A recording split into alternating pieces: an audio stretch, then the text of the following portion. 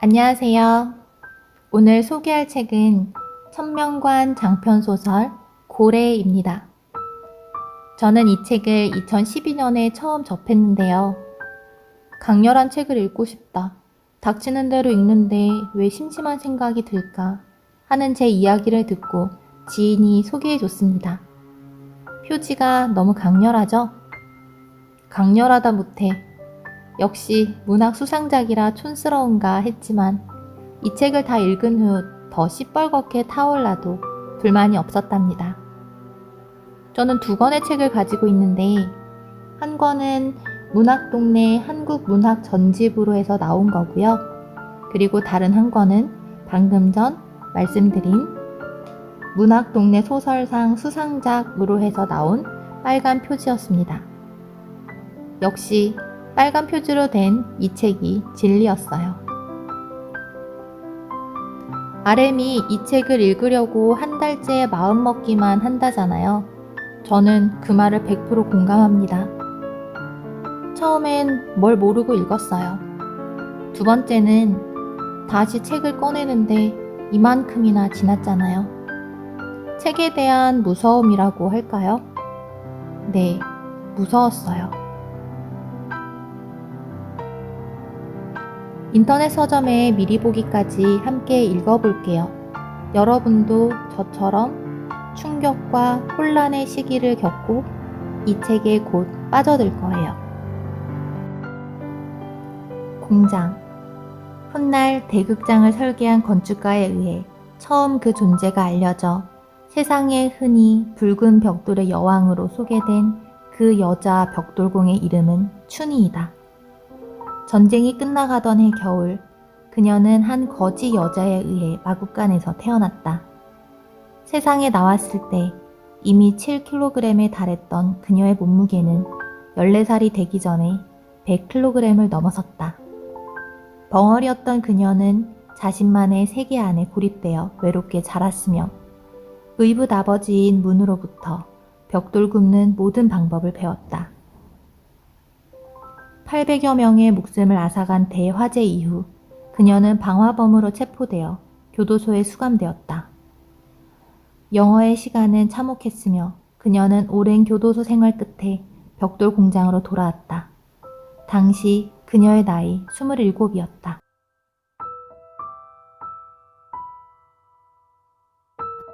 지구에 한껏 가까워진 태양이 무쇠라도 녹여버릴 것처럼 뜨겁게 세상을 달궈대고 있는 여름 한낮. 푸른 죄수복을 입은 춘희는 벽돌 공장 한복판에 서 있었다. 마당 한가운데 있는 펌프는 오래전에 말라붙어 쇠파이프를 타고 흘러내린 붉은 녹물만이 바닥에 선명하게 남아있었다. 가마 주위엔 거친 사내들의 발자국에 의해 다져진 딱딱한 마당을 뚫고 쇠비름과 엉겅퀴, 한 길이 넘는 뺑뜨숲 등 온갖 잡초들이 무성하게 자라나 서로 뒤엉켜 있었다. 그 중에서도 특히 개망초는 성곽을 포위한 병사들처럼 늘 공장 둘레를 빽빽하게 에워싸고 있다가 주인이 자리를 비우자 슬그머니 안으로 침입해 들어와 어느샌가 공장 전체를 점령해버리고 말았다. 공장 건물이라고 해봐야 가로로 길게 늘어선 벽돌 가마 몇 개와 나무판자와 슬레이트를 섞어 얼기설기 지어놓은 살림집이 전부였지만 춘희가 공장을 떠나 있는 동안 건물은 성한데 없이 철저하게 무너지고 부서져 있었다. 부서져 내린 벽돌 가마 틈이나 살림집 마루판자, 검은 이끼가 낀 물결 무늬의 슬레이트 지붕 위에도 개망초는 어김없이 피어 있었다. 그것은 자연의 법칙이었다. 춘희는 오래전 자신이 뛰어놀던 마당을 맨발로 딛고 서 있었다.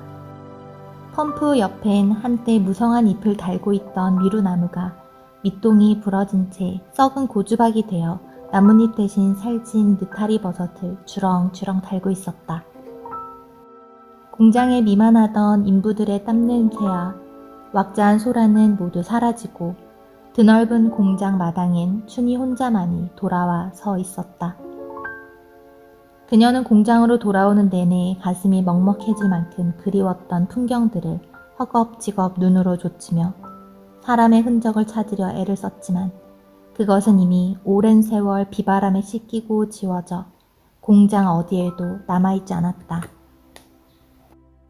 인생을 살아간다는 건 끊임없이 쌓이는 먼지를 닦아내는 일이야. 그것은 춘희와 같은 감방 안에 있던 한 여제수의 말이었다. 얼굴이 온통 주근깨로 뒤덮여 있던 그녀는 청산가리가 든 음식을 먹여 자신의 두 딸과 남편을 독살한 죄로 사형을 선고받았다. 이 때문에 감방 동료들은 그녀를 청산가리라고 불렀는데 그녀는 사형을 당하기 전까지 쉬지 않고 감방 안에 먼지를 쓸고 닦았다. 같은 방에 있던 다른 죄수들이 살 날도 얼마 안 남은 사형수가 청소는 해서 뭐하냐고 비아냥거렸을 때 청산가리는 걸레로 마룻바닥을 훔치며 그렇게 대답했다. 덧붙여 죽음이란 건 별게 아니라 그저 먼지가 쌓이는 것과 같은 일일 뿐 이라고 말하기도 했다. 춘희는 그 말의 의미를 정확히 이해할 수 없었지만 어찌된 일인지 그날 폐허가 된 살림집을 향해 걸어가며 불현듯 청산가리의 그 수수께끼 같은 말이 떠올랐다. 한여름의 떼약볕이 머리 위로 따갑게 내리쬐었다. 그녀는 현기증이나 잠시 걸음을 멈추었다. 멀리 기찻길 아래 굴다리를 지나 벽돌 공장으로 통하는 좁은 진입로는 잡초로 뒤엎여 이미 흔적이 사라진 지 오래였다. 방금 전 진입로를 뒤덮은 풀숲을 헤치고 오느라 그녀의 바지에는 진흙이 묻고 짙은 풀물이 들어있었다. 걸음을 내디딜 때마다 발톱이 깨져나간 엄지발가락에선 쉬지 않고 피가 흘러내려 푸석한 황토흙을 적셨다. 공장에 남아있던 벽돌들은 이미 오래전 동네 개구쟁이들에 의해 토막이 난 채 바닥에 나뒹굴고 며칠 전 내린 비로 군데군데 만들어진 작은 무릉덩이에선 미처 부화하지 못한 장구벌레들이 뜨거운 태양 아래 꾸물거리고 있었다. 춘희는 황토색 먼지로 덮개가 진 마루로 올라섰다. 부서진 마루 틈새로 강아지 풀이 삐죽 고개를 내밀고 있었다. 경첩이 떨어져 나간 방문을 열어젖히자 어둑한 방 안에선 퀴퀴한 곰팡내가 밀려나왔다. 들짐승의 배설물 냄새와 단백질이 썩는 듯한 역한 냄새도 섞여 있었다. 곧 어둠에 눈이 익숙해지고 방 안의 풍경이 눈에 들어왔다. 부서진 옷장 옆으로 흙먼지를 뒤집어 쓴 옷가지들과 함께 말라붙은 쥐의 시체가 나뒹굴고 있었다. 벽 이곳 저곳에는 검은 곰팡이가 피고 방 한가운데엔 천장에서 찢어져 내린 벽지가 귀살스럽게 매달려 있었다. 잠시 방 안을 둘러보던 춘희는 부서진 덧문을 지나 부엌으로 들어갔다. 천장과 벽이 온통 시커멓게 그을려 있는 부엌의 풍경은 더욱 처참했다. 실엉과 부뚜막은 무너져 내리고 바닥에는 썩은 물이 고여 있었다. 부뚜막 위에 걸려있던 가마솥도 어디론가 사라지고 보이지 않았다. 아궁이가 있던 자리 위엔 찌그러진 양은 냄비가 타담한 장작과 함께 섞여 있었다. 어디선가 매캐한 연기 냄새와 구수한 밥 냄새가 나는 듯한 착각에 그녀는 잠시 코를 벌름거렸다. 하지만 곧 싸늘한 곰팡내만이 그녀의 코끝을 맴돌 뿐 부엌 어디에서도 온기는 느껴지지 않았다. 마당으로 통하는 부엌문을 열고 밖으로 나왔을 때 마침 멀리 기차가 경적을 울리며 지나가고 있었다. 그녀는 벽돌 가마를 향해 걸어갔다. 그녀가 경찰에 체포되어 공장을 떠난 뒤에도 간혹 인근 마을에서 사람들이 리어카를 끌고 공장을 찾아와 주인 없는 벽돌을 실어갔다. 봉당이나 부뚜막 따위를 손보기 위해서였다. 그 뒤엔 몇 개 안 남은 벽돌을 가지고 놀기 위해 동네 개구쟁이들이 몰려들기도 했다. 하지만 쓸만한 벽돌들이 모두 사라지고 나자 더 이상 공장을 찾는 이가 없었다. 밤마다 여우나 오소리 같은 들짐승들만이 음식 찌꺼기를 찾아 주위를 배회하다 돌아갔을 뿐 인적이 끊어진 공장엔 잡초가 돋아나고 서쪽에서 날아온 흙먼지가 덧싸여 사람의 흔적을 하나 둘씩 지워갔다. 가마 안으로 들어서자 서늘한 기운이 밀려왔다. 바깥 풍경과는 달리 가마 안은 크게 변한 게 없어 보였다. 무너진 가마틈 사이로 햇빛이 비쳐들긴 했지만 동굴 속처럼 어둑한 가마 안에선 쉼없이 찬 공기를 밀어내고 있었다. 춘희는 바닥에 앉아 가마에 등을 기댔다. 땀에 젖은 등이 서늘한 벽에 닿자 자신도 모르게 스르르 눈이 감겼다. 혹독한 더위에 풀벌레조차 숨을 죽인 듯 사방이 고요했다.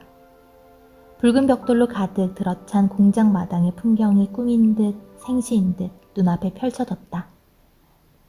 벽돌 사이를 지그재그로 뛰어다니며 장난하던 어린 시절의 모습도 떠올랐다.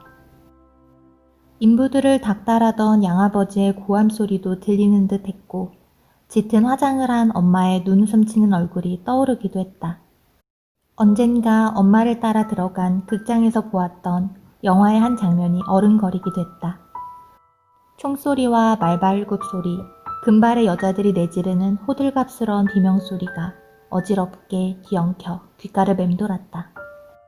교도소에 있을 때 자신을 따라다니며 집요하게 괴롭히던 한 교도관의 바크셔 라고 속삭이는 듯한 소리도 들렸다. 그것은 영국에 있는 한 지방의 이름이며 그곳에 기원을 둔 돼지의 품종을 가리키는 말이었지만 춘희는 끝내 그 말이 무슨 뜻인지 알지 못했다. 후에 그 교도관은 춘희에게 얼굴을 물어뜯겨 볼에살이 뭉텅 잘려나간 채 죽을 때까지 알루미늄으로 만든 가면을 쓰고 살아야 했다. 그로 인해 여자로서 춘희가 겪은 고초는 차마 입에 담기 힘들 만큼 끔찍한 것들이었으나 그것은 모두 과거의 일이 되었다. 고통은 희미해지고 그녀는 이제 교도소를 나와 쇠락한 벽돌 공장으로 돌아와 있는 것이다. 환청인 듯 귓가에서 다시 기차 지나가는 소리가 희미하게 들렸다. 그녀는 흰 나비를 쫓아 망초 사이를 뛰어다녔다. 풀잎이 맨종아리를 스쳐 쓰라렸지만 그건 역시 꿈인지 생시인지 분간할 수 없었다. 나비는 어느새 하늘로 날아올라 가물가물 멀어지고 있었다.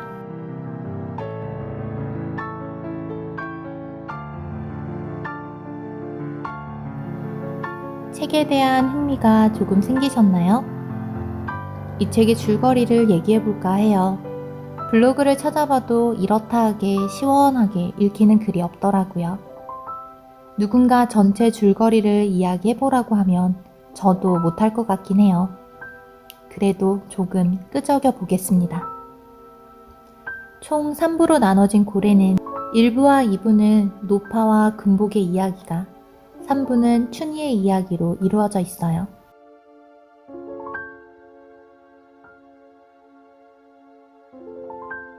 이야기의 중심에는 금복이 있습니다. 책은 평대에서 국밥집을 하는 노파의 이야기로 시작합니다. 평생 돈만 모으다 죽어버린 세상에 복수하기 위해서라는 이유로 훗날 이 노파의 복수가 진짜 이루어진 건지도 모르겠습니다.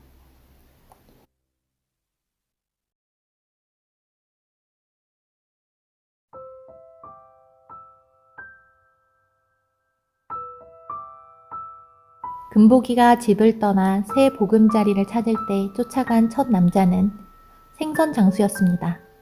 생선 덕장을 만들어 더 이상 트럭 장사를 안 해도 되게 만듭니다. 금복이 얼마나 사업을 잘하게 될지 이 대목부터 보이죠. 그러다 키가 8척이나 되는 걱정을 만납니다. 생선 장수의 만류에도 나는 이제 새 주인을 만났어요. 그만 떠나야 해요. 라고 말하죠. 더 강한 남자에게 끌리는 것을 보여주려 했을까요? 아니면 금복의 바람기의 시작을 보여주려고 한 걸까요? 세 번째 남자는 칼자국입니다. 희대의 사기꾼이자 부둣가에서 아무도 건드리지 못하는 금복에게 영화를 보여주며 접근하죠. 금복에게 끌리는 건 세상 이치인 듯 말이죠. 그 와중에 걱정이 다치고 세 사람은 한 집에 살아요. 걱정이 자신 외에 다른 남자에게 안겨있는 금복을 보고 자살을 하는데 금복은 칼자국이 죽였다고 오해하며 작살로 그를 죽이죠. 걱정이는 내가 죽이지 않았다는 칼자국의 말에 작가는 이렇게 써놨습니다. 과연 객관적 진실이란 게 존재할 수 있는 것일까? 사람들의 입을 통해 세상에 떠도는 이야기란 얼마나 신빙성이 있는 것일까? 칼자국이 죽어가면서 금복에게 한 말은 과연 진실일까? 사랑하는 사람 앞에서 죽음을 맞이할 때조차도 인간의 교활함은 여전히 그 능력을 발휘할 수 있는 것일까? 여기서도 마찬가지. 우리는 아무런 해답을 찾을 수가 없다. 이야기란 본시, 전하는 자의 입장에 따라, 듣는 사람의 편의에 따라, 이야기꾼의 솜씨에 따라 가감과 변형이 있게 마련이다. 독자 여러분은 그저 믿고 싶은 것을 믿으면 된다. 그뿐이다. 금복은 자신의 남자들은 자신 때문에 불행해진다는 생각에 여기저기 떠돌다 4년의 시간이 흐르고 쌍둥이 자매가 하는 술집 창고에서 춘희를 낳습니다. 갑자기 춘희가 등장합니다.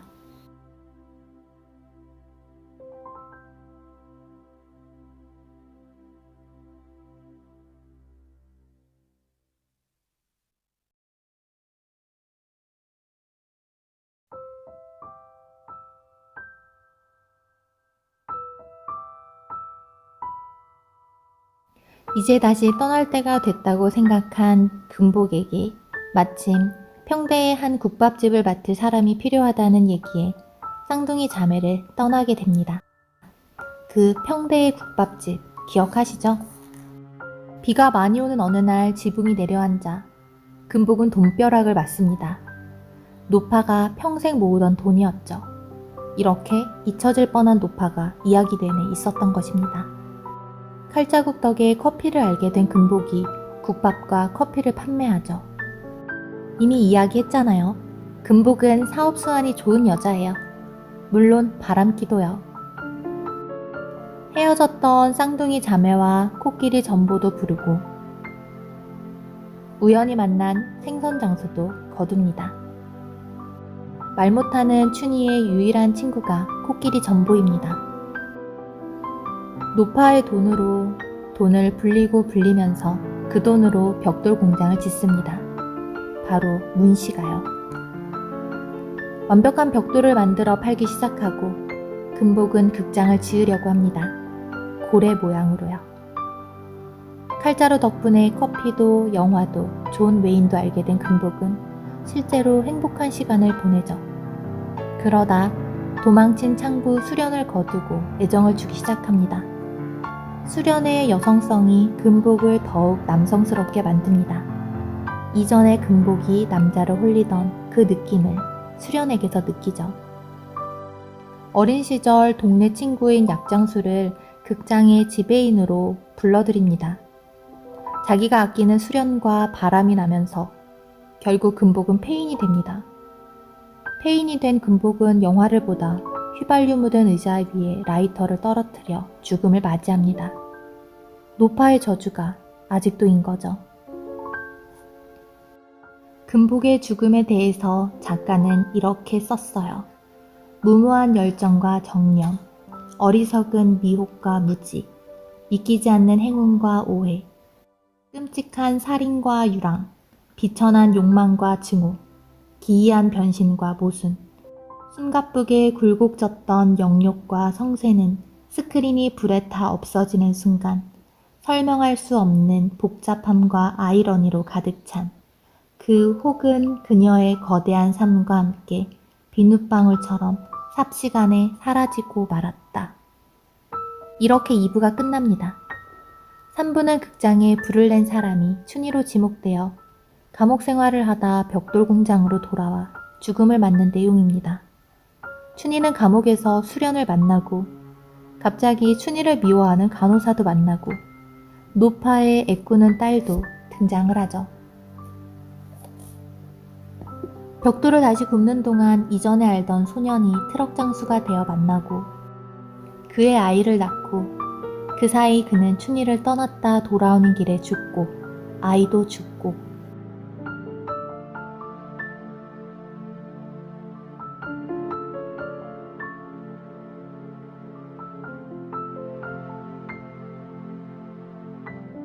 춘희는 다시 벽돌을 굽죠.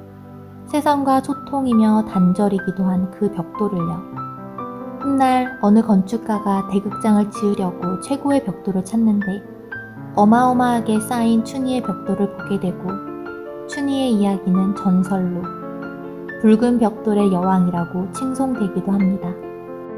춘희는 어떤 이유로 벽돌을 만들게 되었을까? 죽고 난 후 세상이 그녀에게 관심을 가지죠. 와, 긴 줄거리였어요. 휘몰아치듯 2부까지 읽고 나면 3부 춘희 이야기는 내가 읽고 있는 것인지 읽혀지는 것인지 모르는 상태에서 마무리되는 것 같아요. 제가 말씀드린 줄거리가 전체라고 생각하시면 안 돼요. 다시 읽고 줄거리를 생각했을 때 또 다른 관점에서 이야기를 풀 수도 있어요. 전체보다 부분이 이야기가 되고 연관성이 되어 흐름을 놓치면 어디로 되돌아가야 하는지 난감하기도 하고요. 허구라는 것은 알지만 어느 순간 현실과 구분이 힘들고 진짜 이런 인물이 있지는 않을까? 이런 사건이 있지 않았을까? 하는 생각이 듭니다. 방대한 이야기의 흐름을 놓지 않기 위해서 다른 일을 하는 동안도 머릿속으로 곱씹으며 얼른 책을 읽고 싶다고 그런 생각이 들 정도였죠. 읽어 치워야겠다는. 이렇게 지독하게 뇌리에 박힌 이야기라니. 남들처럼 조용히 읊조릴 수도 있을 것 같아요. 이거 진짜야? 멋모르고 읽던 그 시절 그 감정이 지금 다시 읽었을 때도 생생하네요. 이 감정을 알고 있으니 시작이 두려웠던 것이지요. 작가는 이야기를 툭툭 던지지 않아요. 쏟아내요. 쏟아내는 작가의 이야기를 놓치지 않으려 저는 맹렬히 주워 담으며 이번엔 이렇게 자취를 남기게 되네요. 다시 읽는 또 다른 어느 날엔 오늘의 감정을 어떻게 느낄지, 어느 장면이 어느 보따리에 호기심이 넘칠지 감이 잡히지 않아요. 전 격동의 시기를 겪어봤습니다. 이제 여러분이 느껴볼 차례예요. 아직 제 책장에선 이 책을 넘어서는 책은 없는 것 같습니다. 넘사벽 고래. 이후 닥치는 대로 천명관 작가의 책을 읽었지만 그 중에서도 고래를 넘어서는 책은 없었습니다. 지극히 주관적인 제 생각입니다. 이 책을 추천하면 언제나 왜 이 책을 나에게 추천한 거야? 나 너무 힘들었어. 라는 이야기를 듣죠. 모두 저와 같은 마음이겠죠? 왜 BTS의 RM이 책 읽기를 두려워하는지 저는 알 것 같아요. 여러분, 미리 느껴보시지 않겠어요? 긴 시간 함께 호흡해 주셔서 감사합니다. 오늘은 여기까지요.